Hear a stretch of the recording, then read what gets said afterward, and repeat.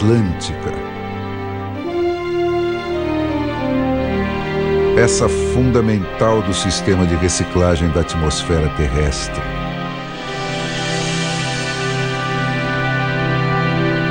A avó das florestas do mundo. Resistiu a 2 eras glaciais.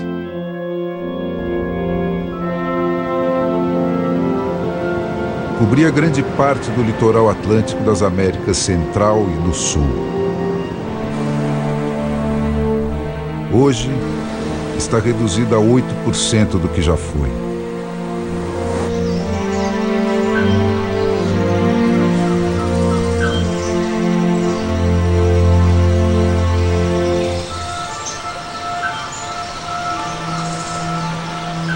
Sua beleza misteriosa remete à ideia de paraíso perdido.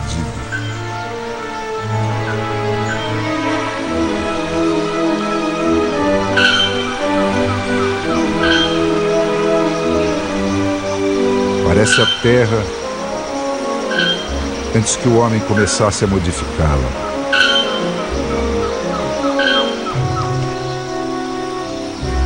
Mas é preciso resistir ao mito.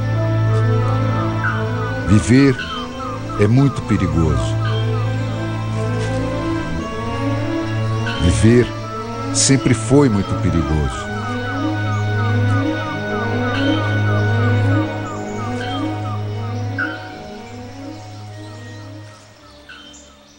Nesse cenário intrincado, onde se deixar ver quase sempre significa morte, não se vê em coisas, só se vê movimento. Mas aí começa o problema. Para crescer e se multiplicar, é preciso se mover. Quando chega a primavera, o macuco sente a necessidade de atrair um parceiro para a procriação. Mas o chamado para perpetuar a espécie é o mesmo que atrai o predador, que pode acabar com ela. Do outro lado da floresta, ele provoca uma resposta.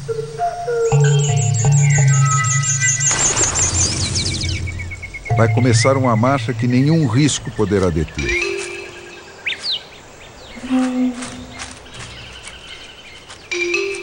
Nas florestas tropicais, segurança é sinônimo de mobilidade e silêncio. Mas o instinto de perpetuação da espécie é mais forte que o de preservação. Não há como resistir. O chamado vai ser respondido e renovado.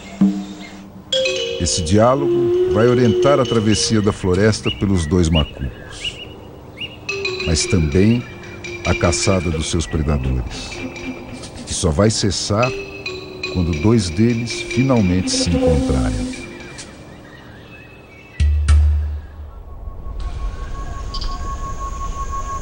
Mas a nossa história começa muito longe daqui. Os primeiros sinais de vida na Terra registraram-se há cerca de 3 bilhões de anos. 11 bilhões já se tinham passado desde a grande explosão que criou o universo.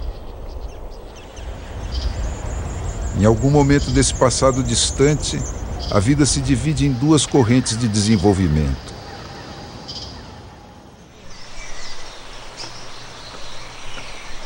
Uma segue o caminho das proteínas, gera o mundo móvel dos animais. É de onde vem o Homo sapiens.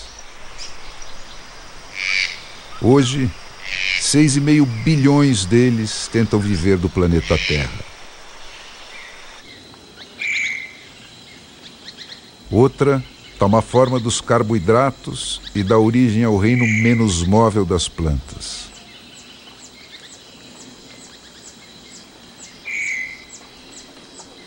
A certa altura, elas ganham frutos e flores. E isso sela o casamento entre o mundo animal e o vegetal. Entram em cena os agricultores alados. É uma troca, néctares e frutas pelo transporte de sementes e pólen. E então, as florestas cobrem o mundo e a reformulação da atmosfera terrestre toma outra velocidade.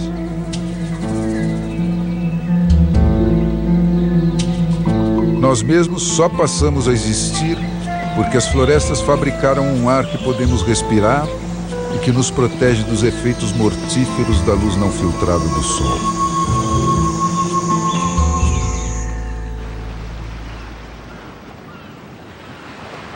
A Mata Atlântica não está onde está por acaso. Cresce por baixo desse grande regador de Deus.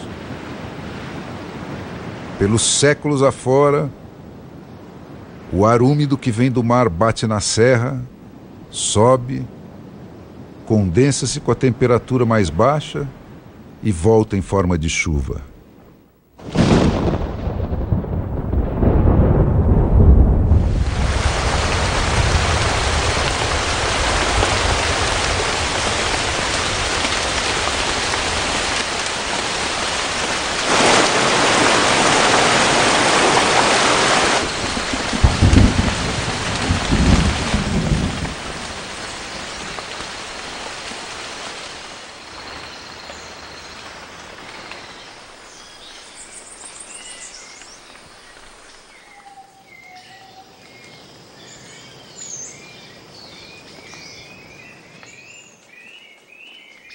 Existem mais formas diferentes de vida aqui do que em todos os outros ambientes da Terra.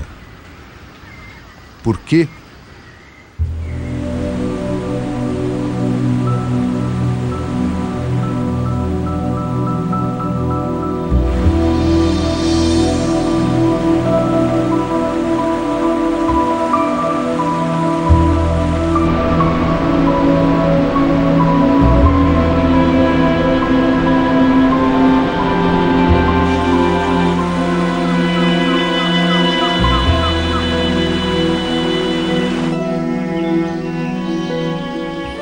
A floresta é um organismo vivo. Nada aqui é igual ao que foi ontem.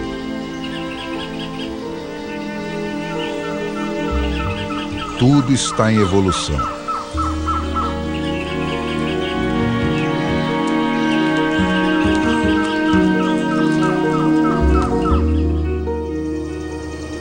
A luta pela luz molda o mundo vegetal.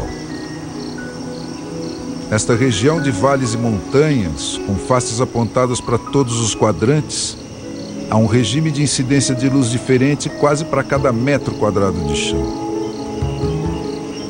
Isso cria diversos nichos de mercado, que vão exigir das plantas diferentes estratégias de captação.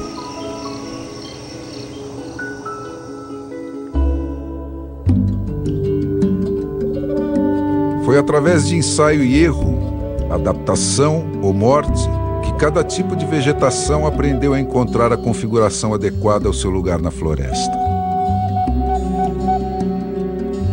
A longo prazo, esse esforço de adaptação foi conduzindo a novas espécies. Os gigantes da Mata Atlântica precisam da luz direta do sol.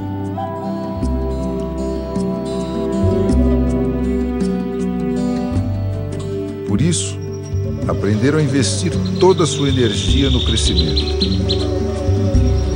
Vão retas para cima, sem se preocupar com o desenvolvimento de galhos e folhas inúteis.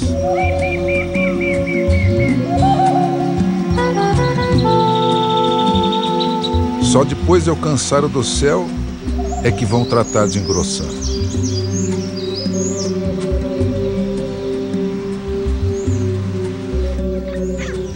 Tomando carona nelas estão as epífitas.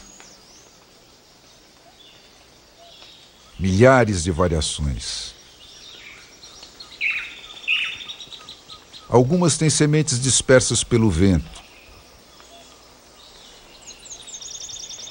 Outras são levadas de árvore em árvore pelos pássaros.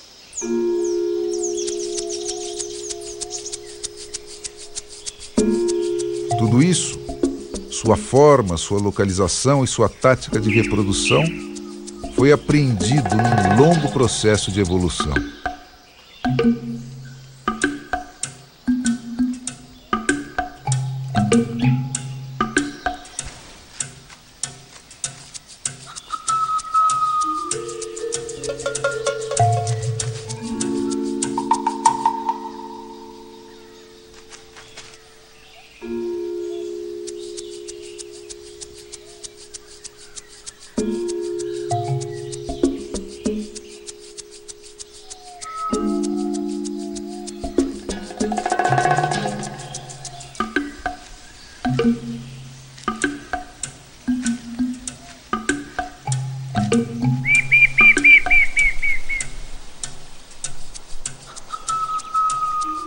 Na sombra do segundo andar, palmeiras e samambaias produzem folhas quase transparentes.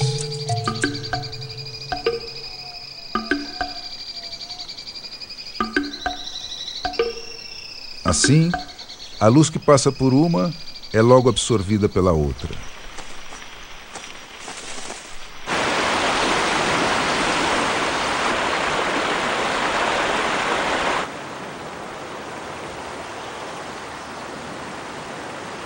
As trepadeiras buscam apoio em qualquer coisa que as leve para mais perto do sol.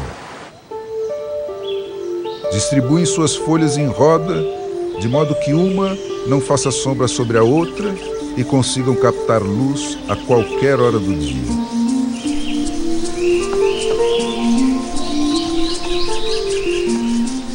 Algumas plantas arbustivas produzem repelentes de insetos. Outras não. Investem na produção de folhas sem se preocupar com estratégias de defesa. Deixam-se comer e produzem mais e mais folhas para substituir as estragadas.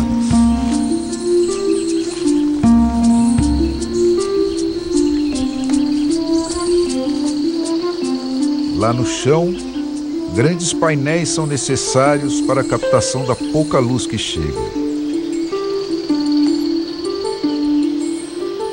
Dispensadas de carregar peso, as plantas rasteiras priorizam o armazenamento de água em caules e folhas com grande densidade de líquido.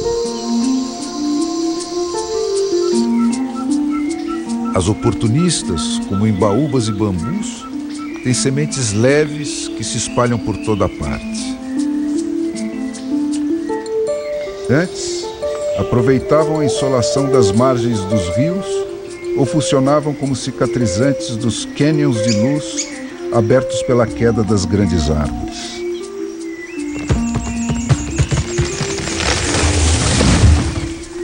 Com as derrubadas, estão cada vez mais presentes.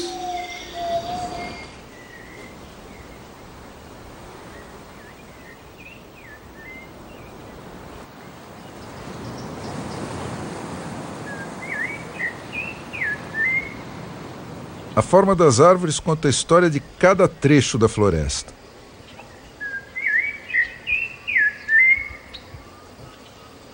O regime mais racionado dos espigões, o excesso de água das baixadas, os anos de seca ou de chuva abundante, tudo fica registrado nos meandros mais ou menos tortuosos dos seus galhos.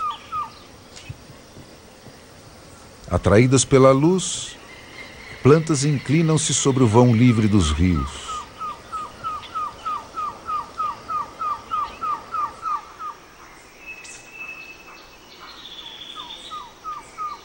A queda de uma grande árvore abre uma nova janela de luz no teto da mata e desvia o rumo anterior do crescimento das suas vizinhas.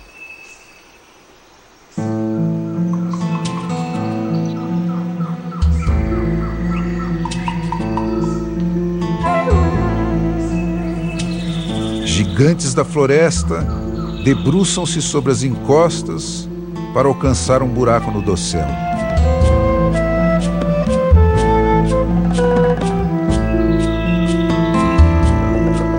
São massas enormes que se deslocam, desencadeando um progressivo jogo de pesos e contrapesos que vai demandar das raízes complicadas amarrações para mantê-los equilibrados.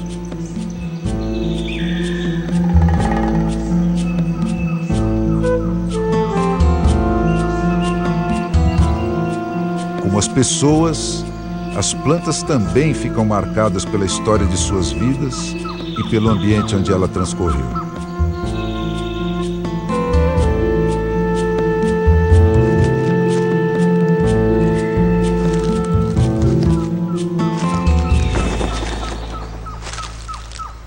Os demais seres vivos também é assim. A necessidade e a floresta vão desenhando os animais, que depois vão redesenhar a floresta.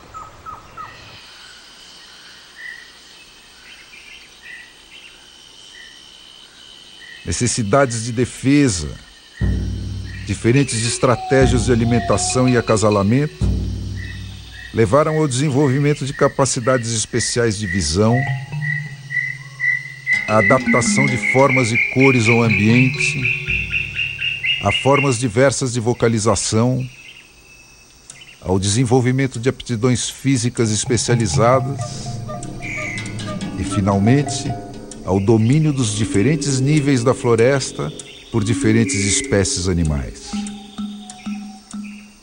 Nos beija-flores, o coração é quase 1/3 do peso total da ave. É o motor necessário para sustentar as altíssimas rotações em que essas pequenas máquinas funcionam. Já as abelês, guaçus, urus e macucos se adaptaram bem à vida no chão, onde encontram comida com mais facilidade. Nesse ambiente cheio de obstáculos, o voo passou a ser um recurso só para emergências. E o corpo dessas aves foi mudando. O macuco é a ave que tem a menor relação entre tamanho do coração e volume do corpo. Mas aqui embaixo há ainda mais predadores do que lá em cima. Assim, ele teve de se transformar num mestre da sutileza e do cuidado. Estudos indicam que até o seu pio pode ter sido alterado ao longo da evolução para aumentar o seu arsenal de medidas defensivas. Hoje, ele se propaga de tal forma que só outro macuco consegue localizar com precisão de onde ele partiu.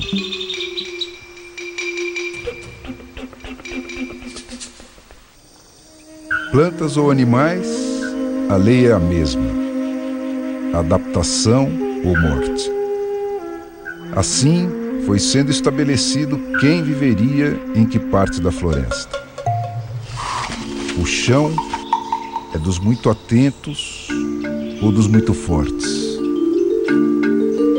O nível médio, a vida no labirinto dos troncos e dos galhos, requer agilidade e leveza. Lá em cima, no mundo das extremidades flexíveis das folhas e dos frutos, braços extras precisaram ser desenvolvidos. E os predadores de cada grupo, em processo paralelo de evolução, foram adaptando o seu porte e as suas aptidões para continuar atuando sobre eles.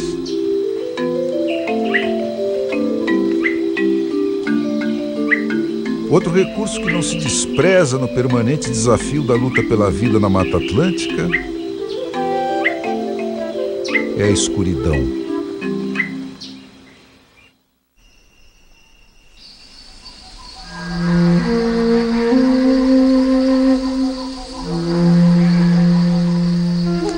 É à noite que a floresta ferve na busca de sexo e comida pela maior parte dos seus habitantes.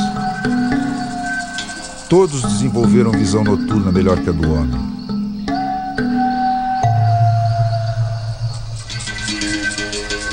Mas como conseguem se orientar quando a escuridão é total? O chão da floresta é todo cheio de caminhos. Alguns animais usam sempre os mesmos, de dia e de noite. Eles passam diariamente por eles e vão limpando o trajeto de pequenos obstáculos. Esses carreiros passam a ser também trilhas de cheiro, através das quais eles podem se orientar no escuro. Mas o que será que acontece no pânico da fuga? Eles fogem pelos carreiros? Ou a descarga de adrenalina dispara corridas cegas pela noite aos trancos e barrancos?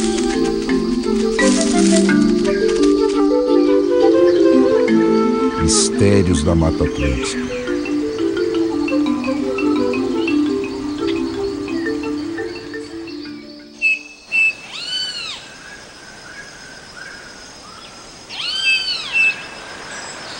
Mas nem todos estão suficientemente aparelhados para enfrentar a escuridão.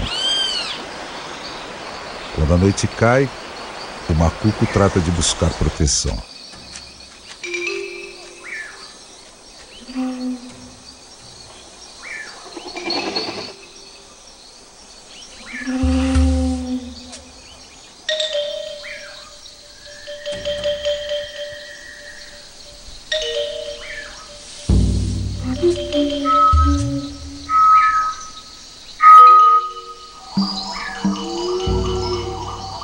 É o momento em que todos se manifestam para marcar território.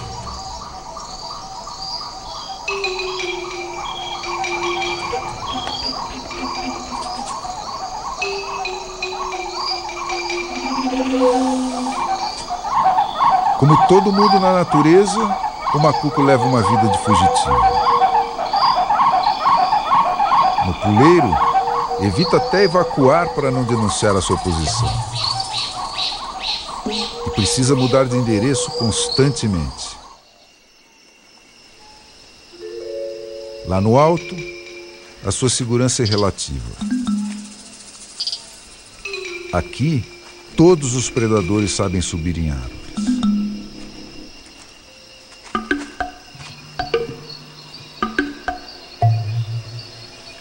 Assim, pode-se até fazer barulho por baixo do puleiro sem que o macuco reaja. Mas qualquer toque na árvore desencadeia a fuga.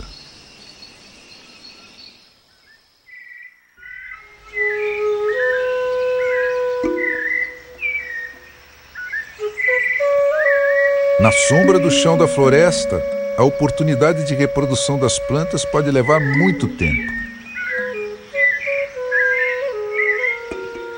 É o que explica por que boa parte delas evoluiu para armazenar energia em torno das suas sementes, desenvolvendo frutos polpudos.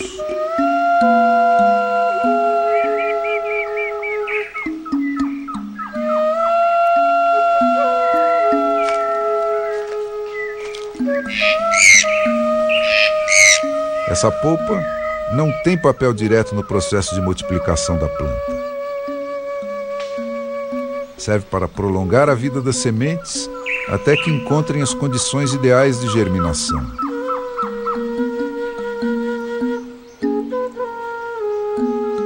E também para atrair os animais que vão disseminá-las pela floresta.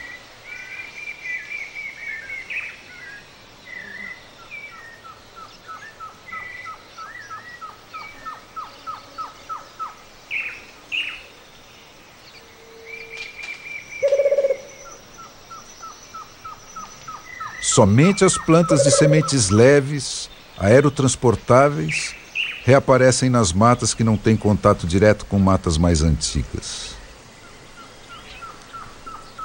As de sementes pesadas não conseguem mais migrar até elas. Por isso, correm maior risco de extinção.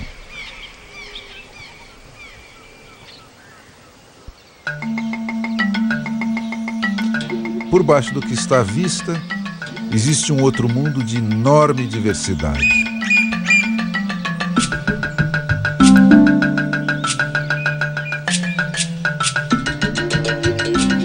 Além dos milhões de bactérias invisíveis, existe uma tal variedade de fungos aqui que esse grupo sozinho tem mais representantes que a soma de todas as plantas da Mata Atlântica e dos outros biomas brasileiros somados.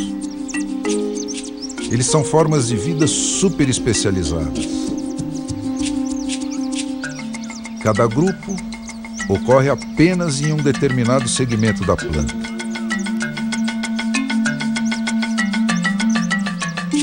Há também os especialistas em decomposição. Mas a maioria dos fungos ajuda as plantas a viver e a se proteger. São atores coadjuvantes essenciais a todas as funções vitais da planta. Pode estar neles o segredo da longevidade ou a solução para inúmeras doenças ainda incuráveis.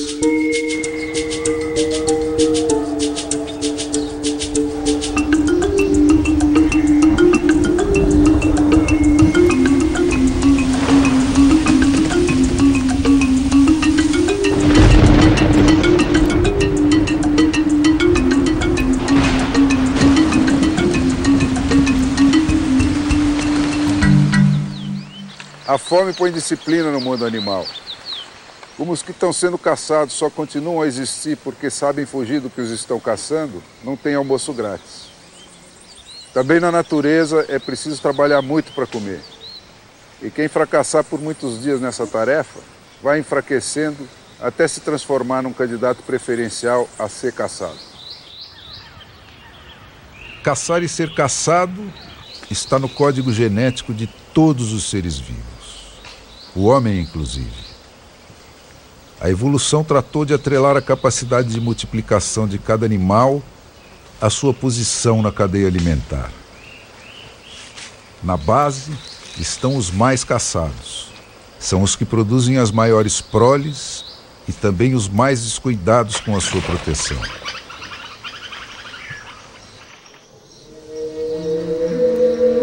Já os animais com baixa taxa de multiplicação tendem a ser os mais esquivos. Como as pacas, que só saem das suas tocas nos períodos de mais completa escuridão.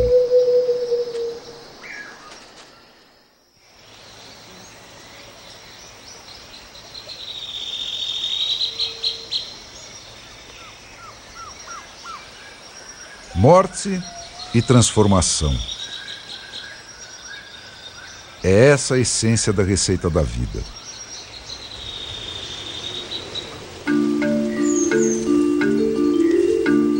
Existe uma cadeia alimentar da qual todos os seres vivos fazem parte. É ela que mantém as populações em equilíbrio. Os organismos produtores, as plantas, fabricam o seu próprio alimento. Os consumidores, herbívoros ou carnívoros, se alimentam de plantas ou de outros animais. Existem os carnívoros secundários, os terciários e assim por diante, que se alimentam até de outros carnívoros. E acima de todos, junto com os porcos e as aves de rapina, estamos nós, os onívoros, que comemos tanto organismos produtores quanto consumidores. À espera de todos estão os decompositores. Insetos, bactérias e fungos desagregam as moléculas que um dia compuseram os corpos dessas plantas e animais mortos. Eles as devolvem à terra para que possam ser reabsorvidos por plantas e animais vivos. Nada se perde, tudo se transforma. Os componentes inertes do sistema também estão passando por processos de reciclagem que vão transformá-los em elementos que poderão ser utilizados na continuação da vida. Cada pequeno córrego que corta a grande muralha da Serra de Paranapiacaba é um ramal do sistema de captação das águas produzidas pelos ciclos de evaporação e chuva que sustentam a exuberância vegetal da Mata Atlântica. O trabalho persistente da água roçando a terra vai comendo barrancos, solapando raízes, derrubando árvores e, aos poucos, escavando o perfil geológico da floresta.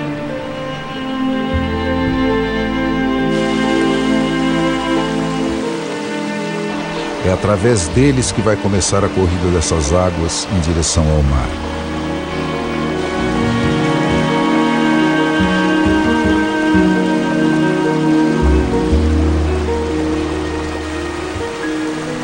Elas moem e carregam ano a ano pedras, terra, restos de vegetais e animais que alimentam outros seres vivos ao longo do caminho.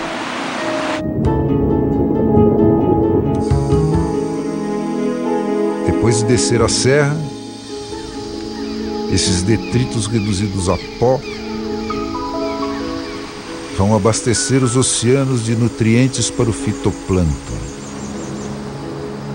elo primário da cadeia alimentar.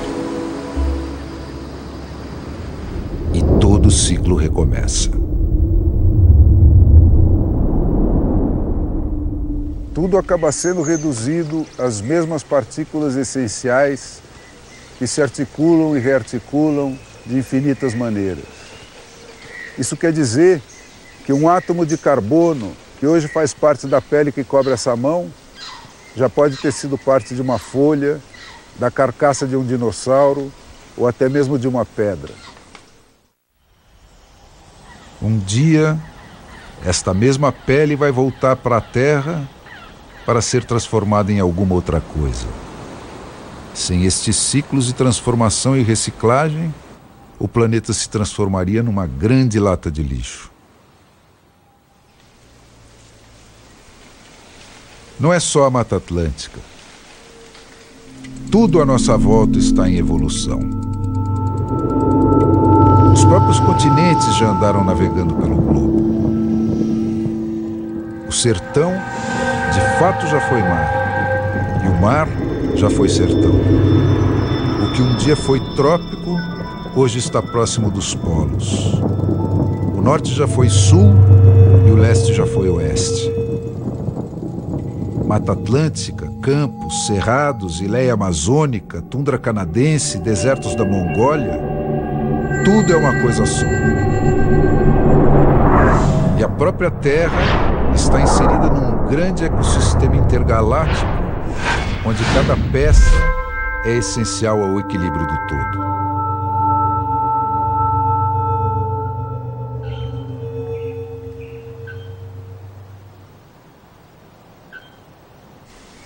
A criação dos macucos começa entre os meses de agosto e novembro. É o início da primavera, quando a oferta de comida aumenta muito. As primeiras chuvas rápidas começam a devolver a cor à mata.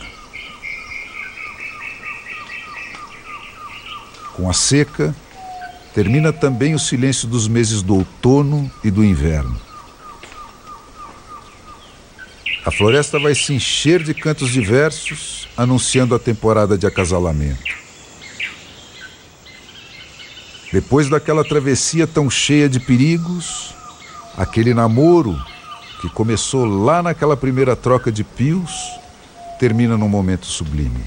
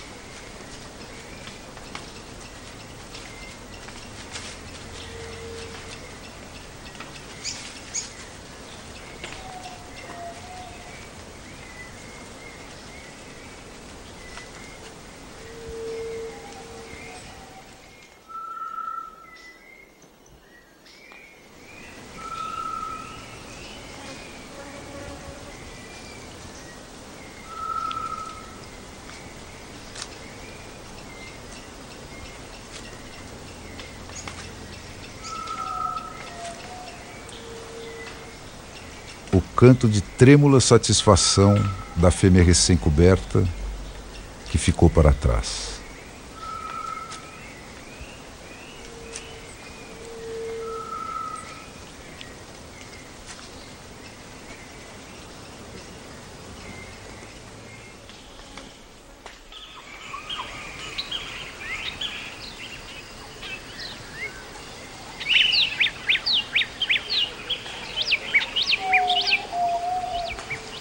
A floresta está toda dividida em territórios delimitados.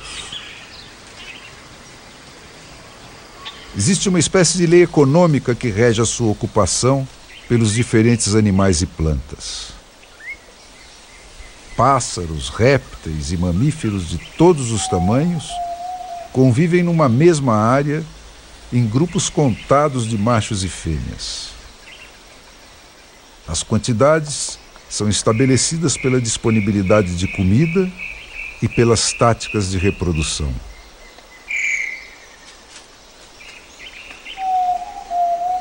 Qualquer invasor da mesma espécie que entre em território alheio é imediatamente rechaçado. O direito de procriar é exclusivo dos mais fortes.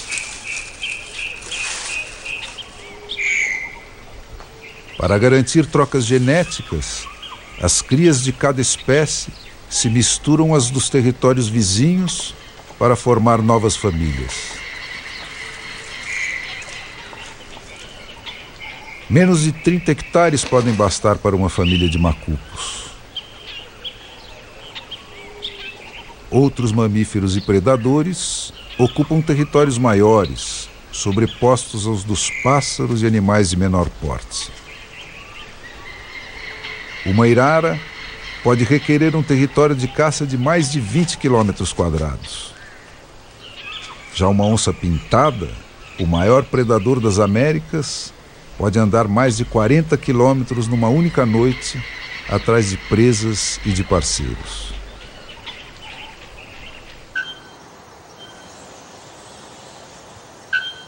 Em ambientes ecologicamente saudáveis, o aumento da população de uma espécie aumenta também o número dos seus predadores. Esse mecanismo, que condiciona o tamanho das populações à capacidade da área em que elas vivem de repor o que é necessário para sustentá-las num ciclo anual, é que define o conceito de sustentabilidade.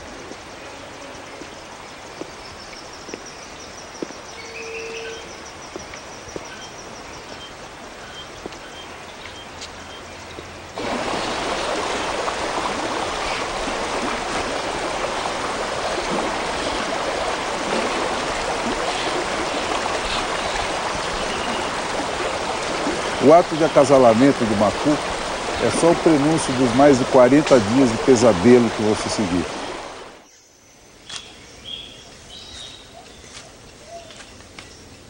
Para aumentar as chances de perpetuação da espécie, é o macho que choca os ovos.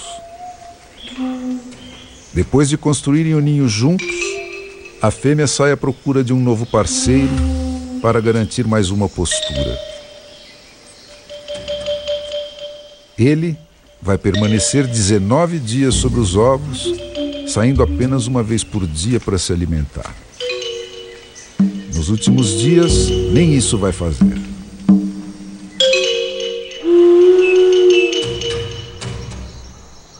E durante esse tempo todo, vai ficar exposto dia e noite aos predadores. E as ameaças serão muitas.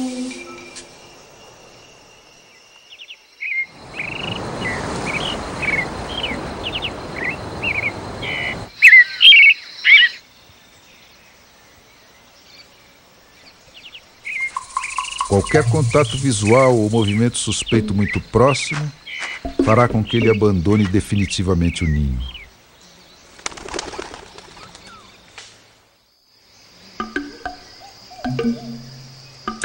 Se sobreviverem, entre o 19º e o 20º dia, os ovos serão picados e os filhotes nascerão.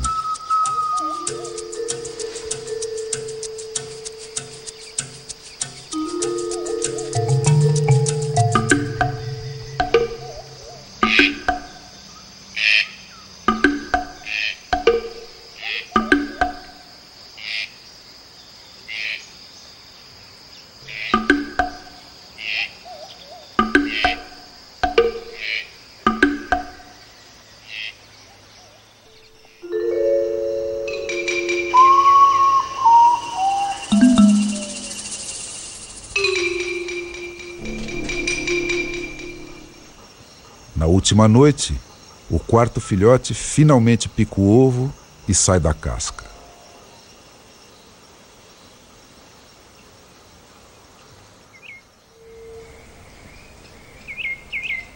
Agora, a família está completa. E o perigo será redobrado.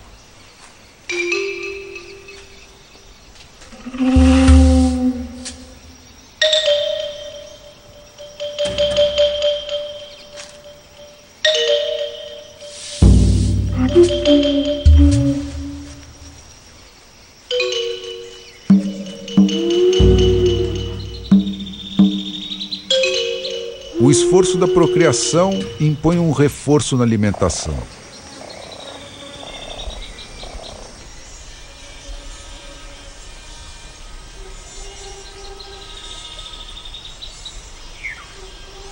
Por isso, de insetos a carnívoros, a ação predatória chegará ao auge neste período em que pais e filhotes estão mais vulneráveis. Ninguém é poupado.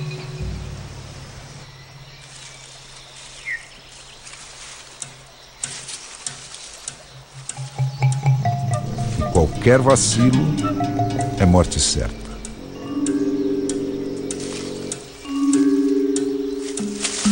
Agora vão ser mais 20 dias no chão. Uma corrida contra o relógio até que os filhotes cresçam o suficiente para conseguir voar, ainda que seja até um puleiro baixo. Se algum deles falhar nesse primeiro voo, dificilmente sobreviverá.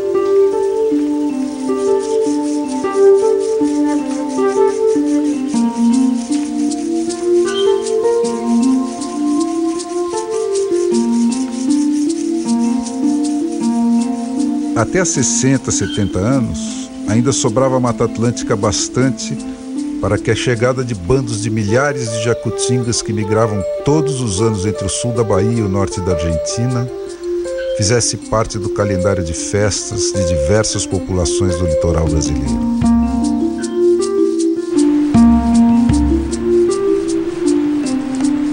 Como vinham fazendo há 50 milhões de anos, elas acompanhavam as temporadas de produção das diversas fruteiras do mato, que com as variações de latitude e temperatura, cobriam o ano inteiro.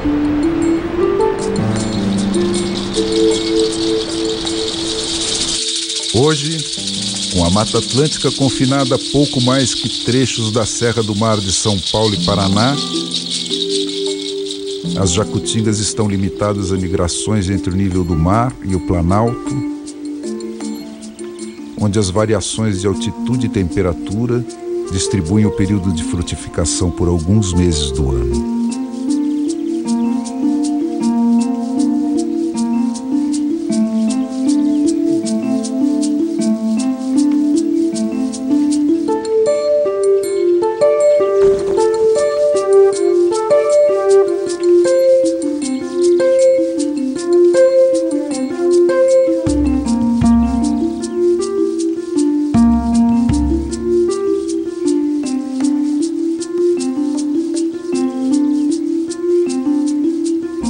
Podemos ser a última geração a conviver com elas.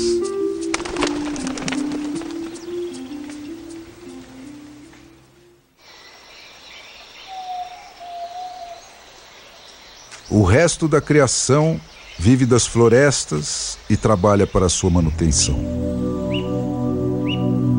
O homem vai na direção contrária. Nunca houve o bom selvagem. O que a ciência indica é que há 4.000 gerações, o fogo tem sido o principal instrumento de interação entre o Homo sapiens, ele próprio um produto das savanas, e as florestas.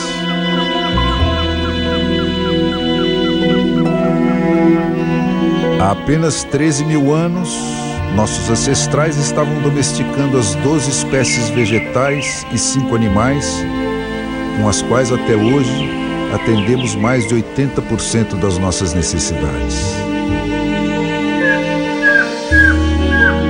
Desde então, vimos empurrando tudo mais que vive no planeta para abrir espaço apenas para aquilo que elegemos para nos sustentar.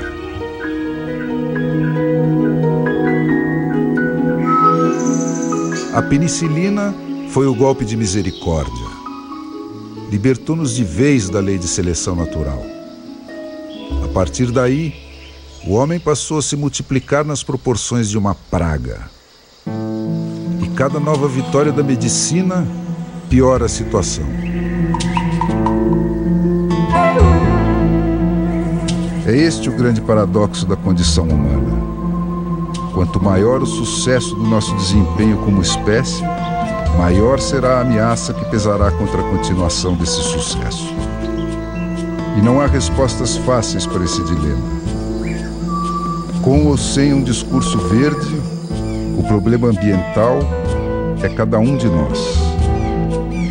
É o espaço que ocupamos no planeta, usurpado de todos os outros seres que, junto conosco, atravessaram os milênios e venceram as infinitas armadilhas da evolução para conquistar o direito de continuar vivos aqui e agora. Na crescente solidão da paisagem uniforme de que nos vamos cercando, temos trabalhado como loucos para destruir o sistema que tornou a nossa própria existência possível. Mas romantismo e ações policiais pouco poderão fazer para reverter esse quadro. Os abatedouros industriais e a comida sem sangue dos supermercados não anulam a nossa condição essencial de presas e predadores, e continuamos fazendo parte da mesma cadeia alimentar que sempre amarrou uns aos outros todos os seres vivos e vem sustentando a renovação dos ciclos da vida.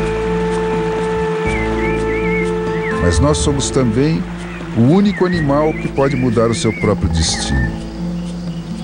Para que possa frutificar, esse nosso propalado amor à natureza tem de ser integralmente consumado. Temos de nos reeducar para voltarmos a ter intimidade com aquilo que resta dessa natureza essencial. Temos de reviver o ritual da nossa relação orgânica com o resto da criação. Temos de reaprender com ela a aplicar mecanismos econômicos para induzir a distribuição de espaço e populações de forma sustentável.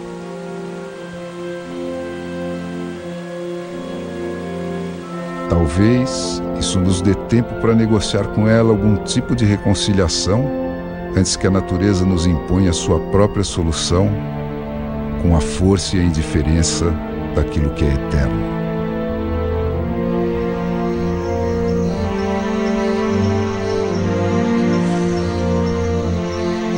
No pouco que resta do mundo como Deus o fez, as coisas seguem sendo como nunca deixaram de ser. Na disputa por um lugar num espaço que sempre foi limitado, cada vitória tem de ser arrancada dos braços da morte e requer o uso de aptidões conquistadas durante milênios de evolução. Mais uma vez testadas, essas aptidões filtraram a nossa família de macucos até que sobrassem apenas os mais preparados.